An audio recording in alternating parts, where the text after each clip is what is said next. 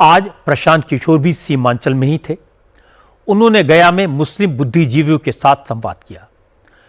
प्रशांत किशोर ने भी मुसलमानों को समझाया उन्हें अपनी लीडरशिप डेवलप करनी चाहिए, ऐसे मुस्लिम नेताओं को आगे बढ़ाना चाहिए जो विधानसभा में, संसद में मुसलमानों के मुद्दे उठा सकें। यही बात ओवैसी भी समझा रहे थे, लेकिन प्रशांत किशोर का तरीका कुछ अलग है। उन्होंने बिहार में मुसलमानों को कम से कम 40 टिकट देने का वादा किया है।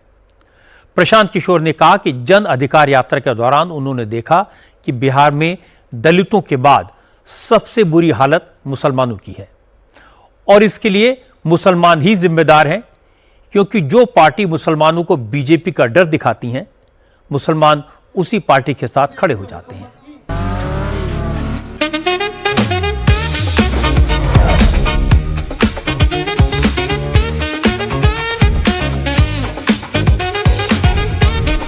Pure technology that is built for your every sense. Acer Pure from Acer. ये गलत है, इस सोच को बदलना होगा। पूरे बिहार में दलितों के बाद अगर सबसे ज्यादा गरीबी, बदहाली, फटेहाली कहीं दिखी तो वो मुसलमान भाइयों के गांव में दिखी है। आपके पास उपाय क्या है ये जानने का, कौन सही कौन गलत। मेरे भाई, आपके पास जो उपाय है वो आपके पैगंबर साहब ने दिया है।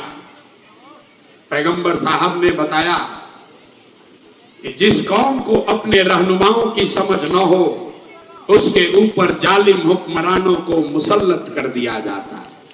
ये बात हम नहीं कह रहे हैं, ये बात तो पैगंबर साहब ने कही है।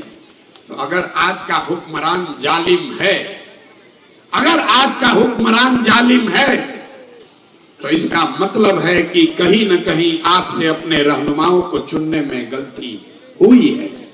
बात लालू और प्रशांत किशोर की नहीं है, बात कांग्रेस और जनसुराज की नहीं है। अगर मुसलमानों की ये दुर्दशा हुई है, अगर आज का हुक्मरान जालिम है, तो निश्चित तौर पर आपसे अपने रहनुमाओं को चुनने में गलती हुई है। तभी तो ये दुर्दशा हुआ है कि जब तक आप अपने बीच से, अपने लोगों के बीच से अपना लीडर नहीं तय करोगे, तब तक आपका भला होने वाला नहीं। जनसुराज मुसलमानों को ये कह रहा है कि आप अल्लाह से डरिए और हक के साथ खड़ा होइए। दूसरे दल ये कह रहे हैं कि आप भाजपा से डरिए और तादाद का हिस्सा बन जाइए।